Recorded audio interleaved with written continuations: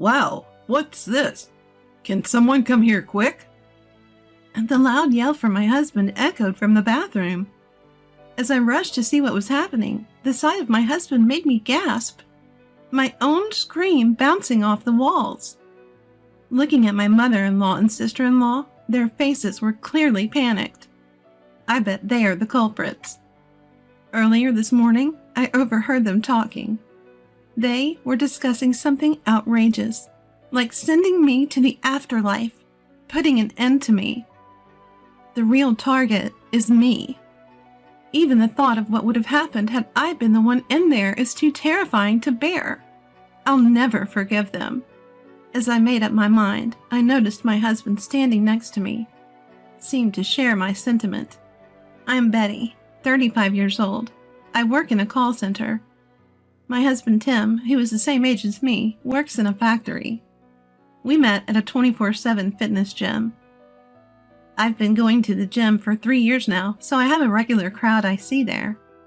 Most of the time, I didn't interact much, just listened to music with my earbuds in, silently doing my workout.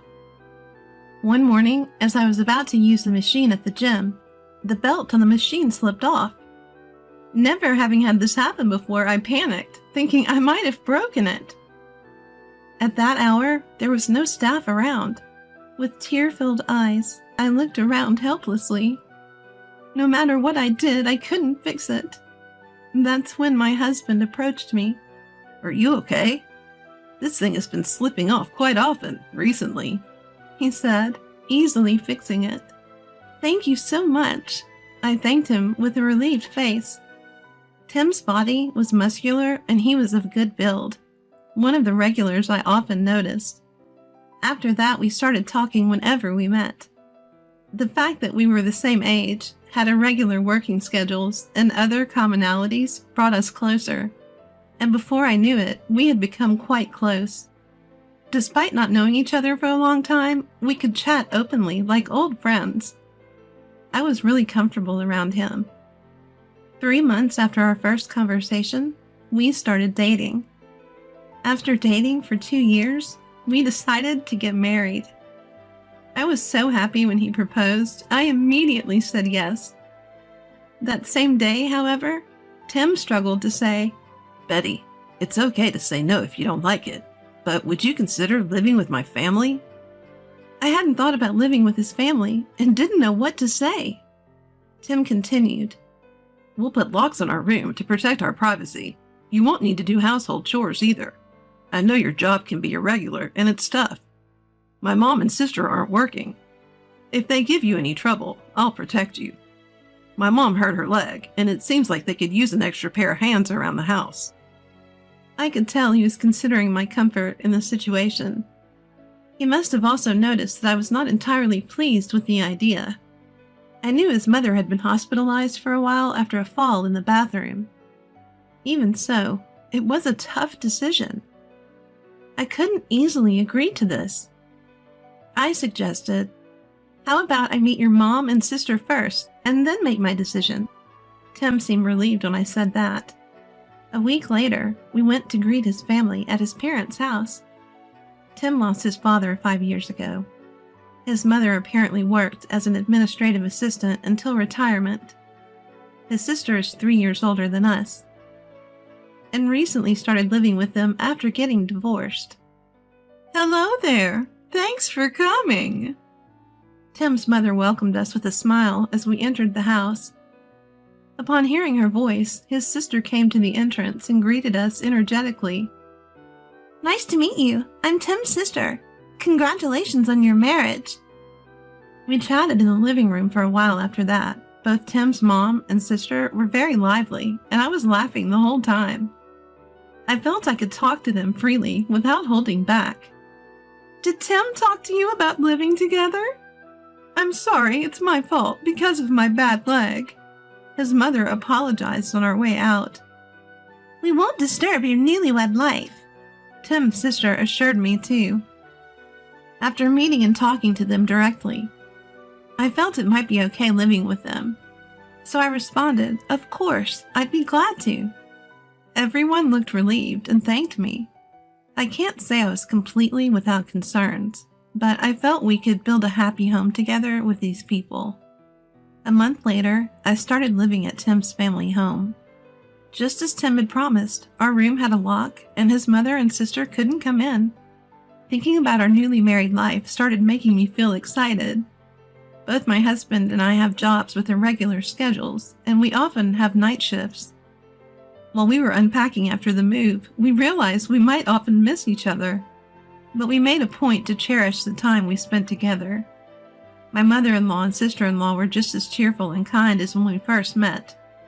They took care of most of the housework, so I only had to help out a bit. I noticed my mother-in-law having trouble walking, so I decided to do what I could in her stead. However, one day, my husband was at work, and I was off after a night shift. I got home in the early morning, and when I woke up in the afternoon, I found my mother-in-law and sister-in-law at the dining table. Hey, don't you think you should be more proactive about doing chores? My sister-in-law asked, to which I was taken aback. As I was at a loss for words, my mother-in-law chimed in. It's nice to be healthy and just stay in your room all the time, isn't it? Their tone was so unlike their usual selves that I wondered if I was dreaming. I'm sorry, I'll be more careful from now on. I responded timidly, to which my sister-in-law replied, Don't tell Tim anything unnecessary. Okay, I understand, I replied, and went to the bathroom to wash my face. I wasn't sure whether I was dreaming or not, but I realized that despite what my husband said, I had been relying too much on my mother-in-law and sister-in-law for housework. Feeling a bit of remorse, I took on more chores that day. However, they seemed displeased with my housekeeping and remanded me multiple times. As I was cooking dinner, my husband came home. My mother-in-law and sister-in-law were sitting on the couch watching TV. Is Betty cooking dinner? She must be tired from her night shift, he said with a surprised look on his face, and started to say something to my mother-in-law and sister-in-law. But before he could, I interjected. No, it's okay. I wanted Tim to have some of my homemade cooking for a change. I decided to take charge of dinner tonight. My husband seemed very pleased. During dinner, my mother-in-law and sister-in-law were completely different from the afternoon, saying, This is delicious, Betty. You're really good at cooking. And, teach me how to make this next time, in a cheerful manner. I thought to myself, these people must be two-faced. From then on, they became strict with me on days when my husband wasn't home. I used to live alone, so it's not that I can't do housework. Their frequent criticism was somewhat annoying, but I went about my chores smoothly, though they always seemed dissatisfied. Then one day, as my husband and I were watching TV, my mother-in-law stood up to go to the bathroom. She seemed to be having a particularly bad day and was having a hard time walking, so I stood up to support her. But after a few steps, she suddenly fell. Ouch, Betty! Why did you push me? She cried, crouching down and holding her leg. I hadn't pushed her, of course. To me, it looked as if she had fallen on purpose. Hearing her cry out, my husband rushed over and asked, Mom, are you okay? Betty, did you push her? As he looked at me. When I attempted to deny the accusation, she dramatically sobbed. She pushed me hard. In fact, she's done this multiple times on the days Tim isn't home. How cruel. Just because she didn't want to live together with us. At this point, my sister-in-law emerged from her room and exclaimed in a seemingly exaggerated tone, Mom, did she do it to you again? While glaring at me. As I stood there flustered, Tim lashed out at me.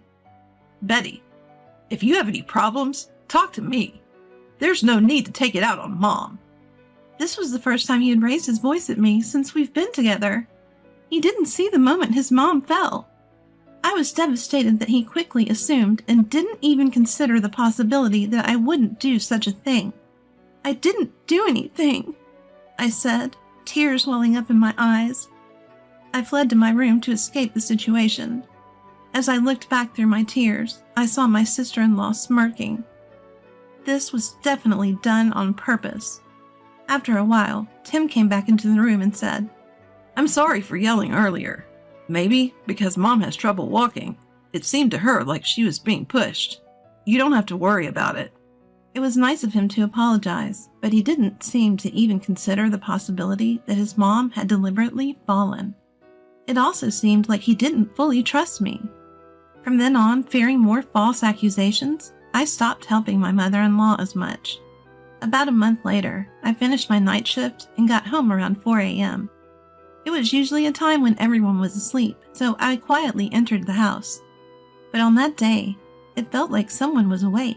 Thinking it was Tim, I headed towards the living room when I heard whispering from the bathroom. As I pressed my ear against the bathroom door, I heard my mother-in-law and sister-in-law's voices saying, "That'll be the end of her. She is going to like the other side." I was shocked by the conversation I'd overheard. I was terrified, wondering what they might do to me. Careful not to alert them, I quietly made my way to my room. I got into bed without taking a shower, but I couldn't sleep as their conversation kept replaying in my mind. The next day, I was scheduled to attend a friend's wedding. I had hardly slept due to fear, not knowing what they might do to me if I stayed in this house. But I said to Tim, "I'm going shopping for tomorrow's wedding," and left the house at the same time as him. Tim looked concerned, asking, "Haven't you slept at all?" That day, I decided to contact him so we could have dinner together and return home. I couldn't bring myself to tell Tim about what I overheard in the morning. When we got home, Tim said, "There's a show I want to watch tonight," and sat down on the couch. Seeing this, my mother-in-law, seeming overly pleased, said, "Betty, you have a wedding to attend early tomorrow, right? Why don't you take a bath first?" I thought it was odd for someone to suggest that I take a bath. I usually am the last one to bathe. Suspicious, I went to check the tub and found some kind of black liquid floating in it. I couldn't quite figure out what it was. Could it be some unusual bath additive? It had a unique smell to it. However, having overheard a conversation this morning, I was scared to be the first one in. After confirming that my mother-in-law and sister-in-law were chatting in the kitchen, I sidled up to my husband and whispered, so only he could hear, "We've got 30 minutes till the show starts. Why don't you take a bath first?" "Good idea. I'll jump in quickly," he said, and headed for the bathroom. I took his place on the sofa. "Whoa, what's this? Can someone come here, please?" I could hear my husband shouting from the bathroom. I don't think more than 3 seconds had passed since I'd heard the sound of him getting into the bath. When I rushed over, I saw my husband's body had been dyed jet black. I let out a cry of surprise. Looking back, my mother-in-law and sister-in-law were standing there with panicked looks on their faces. "What should I do? How did this happen?" My husband was frantically saying. I asked, "Mother-in-law, you prepared the bath, didn't you? What is that black liquid?" My mother-in-law, flustered, stuttered out, "Wasn't Betty supposed to bathe first?" My sister-in-law was standing next to her, breaking out in a cold sweat. Then my husband sniffed the air and said, "Could this be hair dye? What are you going to do about this? It's hard to get it off once it's on skin." My mother-in-law and sister-in-law said nothing, so for now, my husband got out of the bath and moved into the living room. I'd read online that makeup remover could be used to get it off, so I gave some to my husband.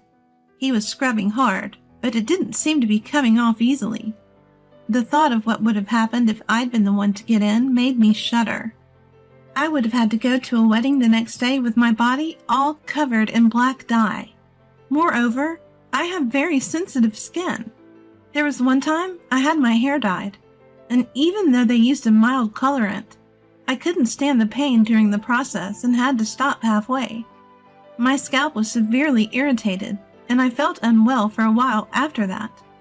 If I had gotten into a bath filled with hair dye, getting dyed black all over would have been the least of my problems. Most likely, I would have broken out in itches and pains all over my body, which would have been a terrible ordeal. Scrubbing hard to get it off would probably severely damage my skin, too. Knowing what they did, the thought that my mother-in-law and sister-in-law were involved is horrifying. I helped my husband Tim, vigorously scrubbing the hair dye off his skin. Watching us desperately trying to remove it, my mother-in-law and sister-in-law were whispering frantically to each other. Though we couldn't completely remove the stain, we managed to make it far less noticeable. Then I said, "Mother-in-law, sister-in-law, Tim, I need to talk. Please sit here at the dining table." I prompted them to sit down. "The two of you were in the bathroom this morning around 4 a.m., right?" When I mentioned that, my sister-in-law quickly responded, "What are you talking about? We were obviously sleeping at that hour." But it was clear she was flustered. When my husband asked, "What were you talking about?" I told him. They were saying things like, "Betty's done for. "She's going to the other side." Surprised, Tim said, What? What does that mean? His mother retorted, "Were you dreaming or something? There's no proof of such a thing." Then I pointed to my husband and said, "This is the proof. When we got home, you suggested I take a bath, didn't you, Mother?" I found that strange. I had mentioned that I have sensitive skin, and our wedding is tomorrow, remember? My sister-in-law snapped back. "Oh, come on. It was just a little prank." A prank? Tim asked with a stern face, leaving my sister-in-law silent. Then his mother childishly complained, "It's Betty's fault. She doesn't help around the house at all." To this, Tim shouted back at his mother and sister, Are you serious? Betty is working. She does the chores whenever she can. Just because you're unsatisfied doesn't mean you can do whatever you want. Cut the crap. "I've been putting up with your unreasonable behavior all this time. Do you have such resentment against me? This isn't something that can be brushed off as a prank. I will never forgive you for this," I said. Hearing our words, his mother and sister broke down crying. "I'm sorry. We went too far." Then Tim said, I will never forgive you either. I don't want to be family with people who do things like this. Leave by tomorrow." "But where are we supposed to go? We don't have anywhere to go," his mother argued, to which Tim retorted, That's not my problem. There's no way we can live together anymore. Be ready to leave by tomorrow. Once Tim and I returned to our room, I could no longer hold back my tears. I had been scared ever since I overheard their conversation that morning. I'm sorry I let Tim take a bath after hearing their conversation. I apologized through my tears. Tim reassured me. It's okay, Betty. I'm really glad you didn't take a bath. You've been through a lot, haven't you? I'm sorry I didn't realize it earlier. He embraced me. The next day, Tim forcibly drove his mother and sister out. They moved to our house just before we got married, and since the house is under Tim's name, he had the right to do so. He changed the locks while I was away at our wedding. Neither his mother nor sister have jobs. They had a bit of money left from the living expenses we had given them, but not enough to rent a place. They tried asking relatives for help, but it seems that they were turned away after Tim explained the situation to them. They ended up taking a loan to rent a place, but they weren't approved due to their lack of employment. Having almost no work history, and with the rumors spreading around the neighborhood, they were unable to find even a part-time job. Currently, they seem to be sleeping in a youth hostel. They brought it upon themselves, I reckon. The life of just me and my husband began. Though we often have conflicting schedules, we exercise together at the gym or go for a morning run when our timings align. I'm living each day with a truly invigorating feeling. On days when we can eat together, I make homemade meals. You're coming off a night shift today, aren't you? You don't have to push yourself. My husband Tim says, but I'm delighted to be able to feed him. Delicious. Did your cooking skills level up again? Tim always praises me. These moments are my happiness. Though there may be difficulties in the future, I want to live our lives helping each other.